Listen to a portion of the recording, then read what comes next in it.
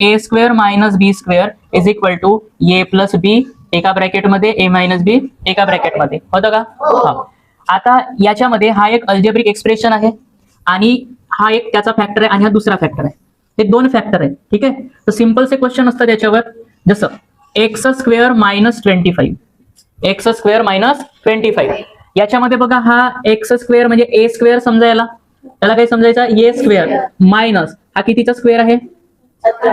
5चा square आहे. म्हणजे याला मी कसं लिहू शकतो? X square minus 5 square. दिसते की नाही असं? ए स्क्वेअर मायनस बी स्क्वेअर सारखा.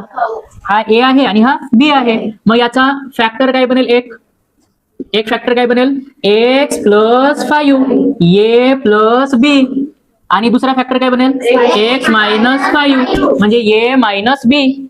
सिंपल आहे. समजलं सगळ्यांना? त्याच्यानंतर सेकंड एक्स स्क्वेअर मायनस 64. आता याला कसं लिहू शकतो सांगा? एक्स स्क्वेअर मायनस 8चा वर्ग 8 स्क्वेअर. मग याचे फॅक्टर काय होतील सांगा? एक्स प्लस 8 आणि एक्स मायनस. समजलं सगळ्यांना? इझी आहे. अजून एक क्वेश्चन घेऊ. 25 x square minus 16 25 x square minus 64 घेऊ. ठीक आहे. आता सांगा याला कसं लिहू शकतो?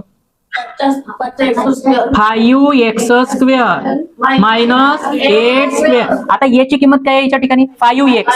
याची किंमत काय आहे? 5x आणि बी ची किंमत काय आहे? 8. तर याचे फॅक्टर काय बनतील सांगा? 5x प्लस 8 म्हणजे काय झाला? a प्लस बी आणि दुसरा फॅक्टर काय बनेल? 5x minus a. समजलं सगळ्यांना? इझी आहे. ठीक आहे. लिहा.